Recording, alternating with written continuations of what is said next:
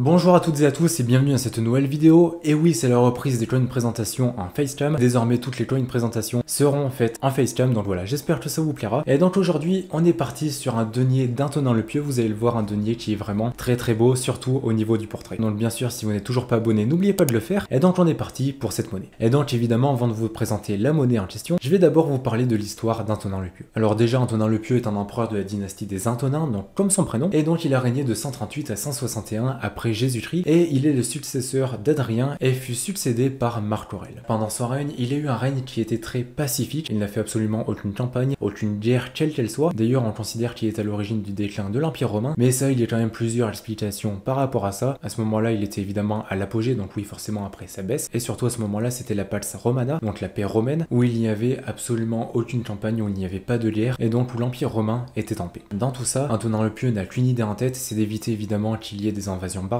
et donc il va se concentrer sur la consolidation des frontières, ça veut dire renforcer les murs, mettre plus d'hommes aux frontières, etc. Après évidemment il n'a pas fait que ça, puisqu'il s'est aussi concentré sur les religions, et notamment il a amélioré la qualité de vie des chrétiens et des juifs, en arrêtant notamment les persécutions face à ces derniers. Forcément leur situation s'est améliorée par la suite. Et donc c'est à peu près tout pour le règne d'Antonin-le-Pieux. Il a eu un règne assez monotone, et même si son règne a quand même été assez long, à savoir 22 ans et près de 8 mois, eh bien il a eu, comme je vous l'ai dit, un règne quand même monotone, il n'y a pas grand chose à dire. En soi, ce qu'il faut retenir, c'est qu'il a amélioré la qualité de vie notamment des chrétiens et des juifs, et surtout qu'il a permis la consolidation des frontières de l'Empire, et qu'il s'est efforcé de maintenir la paix dans l'Empire romain. Mais dont son règne prend fin en 161 après Jésus-Christ, Antonin-le-Pieux serait mort du paludisme à l'âge vénérable de 74 ans, ce qui était quand même pas mal à l'époque. Mais sinon, après ça, évidemment, un autre empereur va monter sur le trône, et il s'agit de Marc Aurèle. Mais donc voilà pour le règne d'Antonin-le-Pieux. Maintenant que vous en savez un petit peu plus sur cet empereur, eh bien revenons-en à la monnaie. Cette monnaie romaine est, comme je l'ai dit dans l'intro de cette vidéo, un denier d'Antonin-le-Pieux. C'est donc une monnaie constituée d'argent qui mesure 18 mm de diamètre pour 2,80 g.